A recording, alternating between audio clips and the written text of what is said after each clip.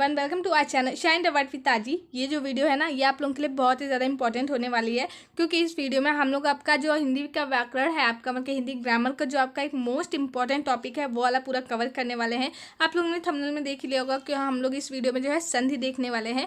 जो भी आपका मोस्ट इंपॉर्टेंट संधि होता है, जो कि आपके 12th बोर्ड एग्जाम में आता है और आपका 10th बोर्ड एग्जाम में भी आता है, 11 में, बल्कि संधि कॉमन चीज़ है, ये हमेशा आता है आपका हिंदी का। तो ये बहुत इंपॉर्टेंट टॉपिक है और ये हर बार पेपर में पूछा जाता है 2 से 3 मार्क्स का, तो आपको ये आना ज़रूरी होता है। वैसे आप लोग पढ़ चुके होंगे, लेकिन इस वीडियो में हम लोग इसे बहुत ही अच्छे से पढ़ेंगे ताकि आप लोग बिल्कुल ही भूल ना सके। और इस वीडियो में हम लोग ट्रिक के साथ पढ़ने वाले हैं ताकि आपको बहुत ही अच्छे से पूरी की पूरी संधि आ जाए और आप बिल्कुल भी ना भूलें और बिल्कुल भी आपको उसमें क्या कहते हैं, बिल्कुल भी प्रॉब्लम ना हो कोई भी संधि को पहचानने के लिए। तो चलिए स्टार्ट करते हैं। तो यहाँ पर जो हम लोग की संधि होती है, सबसे पहले हम लोग उसकी डिफिनीशन देखने वाले हैं कि संधि आखिर होता क्या है। तो दो शब्दों के पास आने पर पहले शब्द के अंतिम वर्ण और दूसरे शब्द के प्रथम वर्ण अथवा दोनों में आए विकार अर्थात परिवर्तन को संधि कहते हैं। तो क्या बताया जा रहा है कि दो शब्द जब आपस में मिलते हैं और उनमें जो परिवर्तन आता है उसी को हम लोग संधि कहते हैं। जैसे कि यहाँ पे हिम प्लस आलया है, तो यहाँ पे दोनों मिलकर क्या बना रहे हैं, हिमालय बना रहे हैं। तो हिम धन आलय बराबर हिमालय। तो यही हुआ कि इसमें और इसमें जो यहाँ पे हिम में जो माँ है, इसमें छोटा है प्लस करके यहाँ पे बड़ा है, तो ये जो छोटा और प्लस करके बड़ा क्या बन रहा है, बड़ा बन रहा है। तो यही जो होती है हमारी संधि होती है। जब दो वर्ड आपस में मिलते हैं तो मिलकर जब एक नया वर्ड का निर्माण होता है तो वहाँ पे संधि होता है। संधि का अपोजिट क्या होता है, मतलब कि संधि का विलोम क्या होता है, संधि विच्छेद। जब कोई वर्ड होता है, मतलब कि एक कोई शब्द होता है, जब उसको दो भागों में टूट जाता है तो वहाँ पे संधि विच्छेद हो जाता है। अब आगे बढ़ते हैं। आई होप आप लोगों को संधि की डिफिनेशन समझ में आ गई होगी। अब हम लोग देखेंगे संधि के भेद। तो जो संधि होती है वो मुख्यतः 3 प्रकार की होती है। कौन से होता है, स्वर संधि, व्यंजन संधि और विसर्ग संधि। मुख्य रूप से यही 3 संधियाँ होती हैं और इन्हीं के बारे में आपको पढ़ना होता है। तो ये संधि बहुत ही ईजी है, अगर जो आप अच्छे से समझते हैं तो आप बिल्कुल भी इसमें कोई प्रॉब्लम नहीं होने वाली है। तो चलिए स्टार्ट करते हैं। सबसे पहले हम लोग देखेंगे स्वर संधि। स्वर संधि जो होती है इसके भी बहुत सारे टाइप होते हैं स्वर संधि के अंतर्गत। तो सबसे पहले जो आता है वो आता है हमारा दीर्घ संधि। दीर्घ संधि क्या होता है, सबसे पहले हम लोग स्वर संधि की डिफिनेशन देख लेते हैं, उसके बाद हम लोग दीर्घ संधि देखेंगे। तो जो स्वर संधि होती है उसमें स्वर का स्वर के साथ मेल को ही स्वर संधि कहते हैं। मतलब कि जब स्वर का स्वर के साथ मेल होता है तो वहाँ पे स्वर संधि होती है। अब स्वर क्या होते हैं आप लोगों को पता होगा, वोवेल कॉन्सोनेंट जैसे होते थे हमारे, उसी टाइप से यहाँ पे स्वर और व्यंजन होते हैं हिंदी में। तो जो हिंदी वर्णमाला होती है वहाँ पे जो आपका आ, बड़ा, छोटी, बड़ी, ऊ, बड़ा ऊ, इस टाइप के जो ये चीज़ होते हैं अंग आहा तक, यहाँ पे ये हम लोग के स्वर होते हैं। स्वर कितने होते हैं हम लोग के, 11 होते हैं। आप लोगों को पता होगा। बाकी जो का ख ग घ होते हैं ये सारे क्या होते हैं, ये सारे व्यंजन होते हैं। तो जब स्वर का स्वर के साथ मेल होता है तो वहाँ पे स्वर संधि होती है। इसके निम्नलिखित भेद होते हैं। जो पहला हमारा वो है दीर्घ संधि। दीर्घ संधि क्या होती है ये हम लोग देखेंगे। उससे पहले आप लोग यहाँ पे देख रहे होंगे कि यहाँ पे सूत्र कुछ लिखा है, सोचोगे ये क्या लिखा हुआ है। तो ये जो होता है ना, ये जो है यहाँ पे संधियों का सूत्र होता है। जैसे कि दीर्घ संधि का सूत्र दिया गया है आकाश सर्वणि दीर्घा। तो यहाँ पे ये जो सूत्र होता है ना, ये कभी कभी आपके ऑब्जेक्टिव में पूछा जाता है। ऐसे यहाँ पे सूत्र दिया होगा और पूछा जाएगा कि ये किस संधि का सूत्र है, इसीलिए मैंने यहाँ पे लिख दिया ताकि एक बार आप लोग का नज़र पड़ जाए। अगर बाई चांस ये क्वेश्चन आ जाता है तो आप लोग उसे भी कर लेंगे। हम लोग का कुछ भी नहीं छूटना चाहिए, ऐसा नहीं होना चाहिए कि आपका कुछ रह गया है, कुछ भी नहीं रह जाना चाहिए। इसलिए हम लोग A to Z सारा कुछ कवर करेंगे। तो यहाँ पे ये सूत्र होता है, ये बल्कि मेनली नहीं आता है, लेकिन कभी कभी आ सकता है और चांस हो जाता है कभी कभी कि आ जाता है। ज़्यादा बार नहीं आया, 2 से 3 बार ही पूछा गया है ये, लेकिन पूछा गया है इसलिए हम लोग देखते हैं। तो आप लोग एक बार पढ़ लीजिएगा। दीर्घ संधि का सूत्र क्या होता है, आकाश सर्वणि दीर्घा।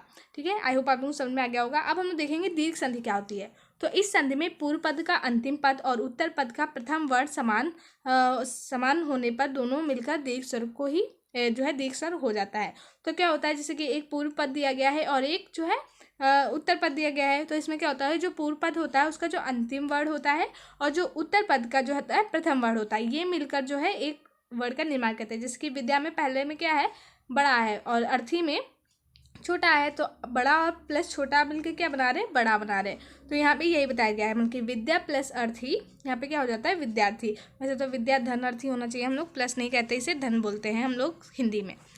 तो यहाँ से हम लोग आप लोग बहुत सारे एग्जाम्पल देके समझ सकते हैं, जैसे कि गिरी धनीशा गिरीशा, भानु प्लस उदया भानुदया। तो ये सारे क्या आ जाते हैं, हमारे दीर्घ संधि में आ जाते हैं। आई होप आप लोगों को समझ में आ गया होगा। अब हम चलते हैं हमारी नेक्स्ट संधि की तरफ। उसके बाद जो संधि आ जाती है हमारी, वो आ जाती है हमारी गुण संधि।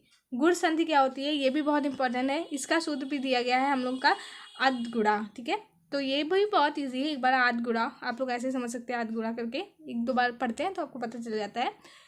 इसमें क्या होता है, इस संधि में पूर्व पद के अंत में आ या फिर बड़ा तथा उत्तर पद के प्रथम वर्ण ई, बड़ी, ऊ, बड़ा ऊ, ल कोई हो तो दोनों के स्थान पर क्रमशः ए, ओ और अल हो जाता है।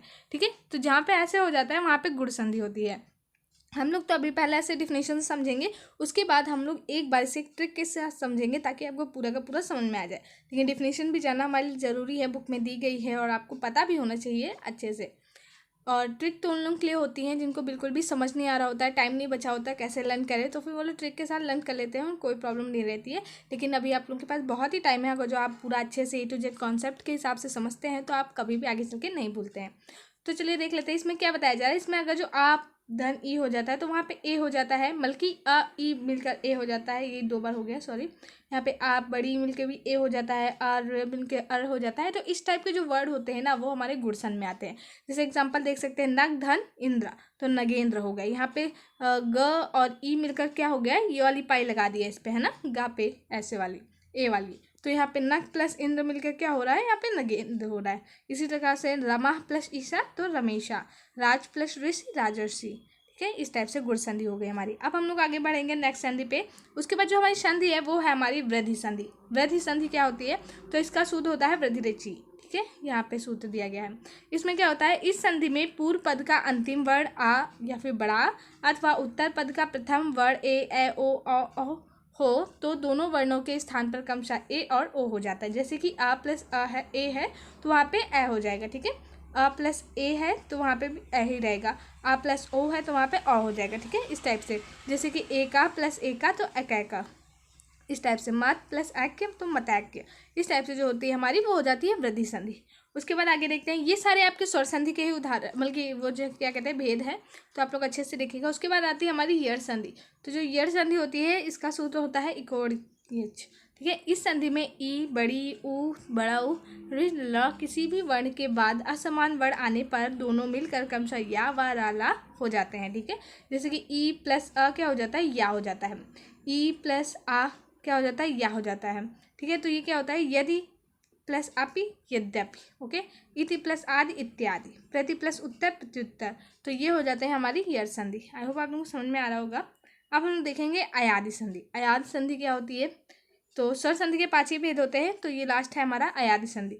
इसका भी यहाँ पे सूत्र लिखा गया है। तो इसमें क्या होता है, इस संधि में ए ओ से में से किसी भी वर्ण के बाद कोई स्वर आए तो वे वर्ण क्रमशः ए अव आए अव में बदल जाते हैं। ठीक है, जैसे हरे प्लस ए, तो यहाँ पे क्या हो जाता है, हर या फिर इस टाइप से, तो यहाँ पे हरे हो जाता है। ने प्लस अनम, तो यहाँ पे नयनम हो जाता है। तो ये होता है हमारा अयाद संधि। अब हम लोगों ने डिफिनेशंस के हिसाब से तो देख लिया है। अब हम लोग देखेंगे, यहाँ पे बहुत सारे एग्जांपल दिए गए हैं, आप लोग पढ़ सकते हैं। जैसे कि न प्लस अकहा, नाय कहा, पो प्लस अका, यहाँ पे पावका हो गया, पो प्लस अना हो गया, यहाँ पे पवना हो गया, इस टाइप से। ठीक है, अब हम लोग देखेंगे इसको एक ट्रिक के साथ समझते हैं ताकि आपको जल्दी से समझ में आ जाए। ठीक है, तो यहाँ पे सबसे पहले आप लोग देखिए, जो दीर्घ संधि होती है ना उसमें हमेशा बड़ा होता है। जैसे कि बड़ी की पाई लग रही है यहाँ पे, और यहाँ पे कविंद आ रहा है, गिरीश आ रहा है, भानुदय आ रहा है, मात्रण आ रहा है। ठीक है, तो यहाँ पे हमेशा बड़ी की पाई लग रही है, दीर्घ जो दीर्घ उच्चारण आ रहा है वहाँ पे, तो वहाँ पे अक्सर ऐसे होता है, वहाँ पे दीर्घ संधि होती है। ठीक है, उसके बाद देखिए जो गुण संधि होती है ना, वहाँ पे हमेशा जब भी गुण संधि होगी वहाँ पे से नगेंद्र, यहाँ पे एक ही पाई आ रही होगी, यहाँ पे नरेंद्र, यहाँ पे भी एक ही पाई आ रही है, यहाँ पे रमेश, यहाँ पे भी एक ही पाई आ रही है, यहाँ पे भी छोटी की, बल्कि मेनली मानिए तो गुण संधि में एक छोटी की पाई लगती है, छोटा ऊ की, छोटी की। ठीक है, ये हो जाता है हमारा गुण संधि। उसके बाद जो हमारी होती है वृद्धि संधि में क्या हो जाता है, यहाँ पे 2 पाई हो जाती है, जैसे कि ए की हो जाती है। देखिए आप सब में देख सकते हैं, मेनली यहाँ पे सब में 2 पाई आ जाती है। तो जहाँ पे भी ऐसे करके पाई आ रही है वहाँ पे आपका वृद्धि संधि होगा। ठीक है, आप ऐसे करके याद कर सकते हैं, लेकिन आपको डिफिनेशन अच्छे से समझनी है, पूरा अच्छे से कॉन्सेप्ट समझना है। और जब आपको नहीं आ रहा है, बिल्कुल आप इन तक पूरा कर चुके नहीं आ रहे, तब आप इस ट्रिक का यूज़ करिएगा। तो यहाँ पे क्या बताया जा रहा है, जहाँ पे ऐसे करके हो ना वहाँ पे क्या हो जाती है, हमारी वृद्धि संधि हो जाती है, मतलब कि यहाँ पे 1 पाई की वृद्धि हो रही है। इस टाइप से आप समझ सकते हैं। गुण संधि में 1 पाई होती है और वृद्धि संधि में 2 पाई होती है। ठीक है, आगे देखते हैं। उसके बाद जो हमारी यड़ संधि है, इसमें क्या होता है, इसमें आप देख सकते हैं हमेशा आधा आधा अक्षर आते हैं ऐसे करके, यद्यपि भी आधा ही समझ सकते हैं। तो यहाँ पे अधिकतर ये आधा आधा करके किसी वाक्य से जुड़े होते हैं, तो वहाँ पे आपका यदि संधि आ जाती है। उसके बाद जो अयादि संधि होती है, ये तो बहुत ईजी, आप लोग हमेशा याद कर सकते हैं। जहाँ भी आपको अयादि संधि लगे, मतलब यहाँ पे हो सकता है, तो वहाँ पे क्या होगा, वहाँ पे बीच के अक्षर में या फिर वा, ये सारे वर्ड जरूर होंगे। जहाँ पे भी आपको जैसे कि यहाँ पे देख सकते हैं आप, या बीच में दिख रहा है, यहाँ पे भी या आ रहा है, यहाँ पे भी या आ रहा है, यहाँ पे वाह आ रहा है। तो जहाँ पे भी आपको ऐसे वर्ड दिखे ना बीच में किसी भी वर्ड के, तो वहाँ पे आप बिना कुछ सोचे समझे आयात संधि मार सकते हैं। ठीक है, तो आई होप आप लोगों को ट्रिक समझ में आई होगी। अब हम लोग आगे बढ़ते हैं, नेक्स्ट देखते हैं। उसके बाद जो हम लोग की संधि आ जाती है वो है व्यंजन संधि। यहाँ पे व्यंजन नहीं लिखा है, इसलिए हम लोग लिख लेते हैं व्यंजन संधि। ये राइटिंग पे मत जाएगा, ऐसे लिखते नहीं बनता है।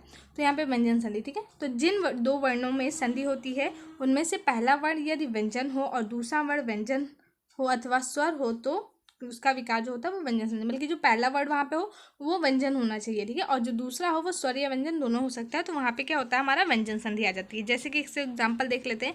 तो ये स, श, ता, ये सारे कुछ व्यंजन होते हैं, ये आप लोगों को पता होगा। स्वर व्यंजन आपको पता है।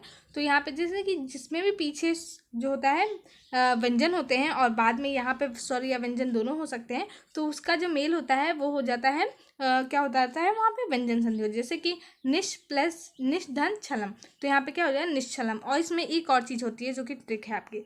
आप हमेशा देखेंगे कि जब भी आपको इसे कोई वर्ड दिया गया, निश्चय दिया गया, तो आप इसको हमेशा तोड़ के देखिए। तो यहाँ पे क्या आ जाता है, ये देखिए निश प्लस चय। तो यहाँ पे देखिए ये वर्ड बिल्कुल चेंज हो रहा है, यहाँ पे ये वाला शा आ रहा है। जैसे अब यहाँ पे देखिए हरीश प्लस सेते, तो यहाँ पे हरिश्ते हो गया। सत प्लस चित, तो यहाँ पे त हट के च आ रहा है, तो यहाँ पे सचित हो रहा है। तो इस टाइप से आप समझ सकते हैं कि आपका जो व्यंजन संधि होती है वो कैसे होती है। अब हम लोग जिसकी लास्ट संधि आ जाती है वो है हमारी विसर्ग संधि। विसर्ग संधि क्या होती है चलिए देख लेते हैं। तो विसर्ग के साथ स्वर अथवा व्यंजन के मिलाने से जो विकार उत्पन्न होता है उसे विसर्ग संधि कहते हैं। विसर्ग क्या होते हैं, ये बूंदी वाले, ये जो होते हैं आहा करके साउंड आता है जिसका, वो वाले जो होते हैं विसर्ग संधि। जहाँ पे भी आपको ये बूंदी बूंदी लगे ना, वहाँ पे आप बिना कुछ सोचे समझे बस विसर्ग मार दीजिए। ठीक है, वो विसर्ग ही होता है। तो जहाँ पे भी विसर्ग के साथ कोई स्वर व्यंजन आता है वहाँ पे विसर्ग संधि होती है। नि प्लस छल तो निश्चल, क प्लस चित कश्चित, क्या हो गया, हाँ। तो यहाँ पे देख लेते हैं का प्लस चित कश्चित, ऐसे ही नि प्लस च निश्चय। तो इसी टाइप से जो होते हैं वो हमारे विसर्ग संधि के अंदर आ जाते हैं। तो आई होप आप लोगों को संधि समझ में आ गई होंगी। कोई प्रॉब्लम हो तो आप कमेंट करके बता सकते हैं। वैसे मैंने पूरी कोशिश की है कि आपको अच्छे से समझाया जाए। और आप लोग पहले डिफिनेशन लर्न करिए, नहीं याद हो रही है आप लोग अगर जो एक बार अच्छे से समझते हैं तो आपको ऑफकोर्स लर्न हो जाएंगी। लर्न होने के लिए ये सब बनी हुई हैं। और आपका संधि से बहुत ही हर क्लास में बनता है, 9, 10, 11, 12 सब में ही क्वेश्चन आते हैं। तो अगर जो वीडियो अच्छी लगी तो प्लीज़ से लाइक करिएगा। मिलते हैं मैं नेक्स्ट वीडियो में। Thank you.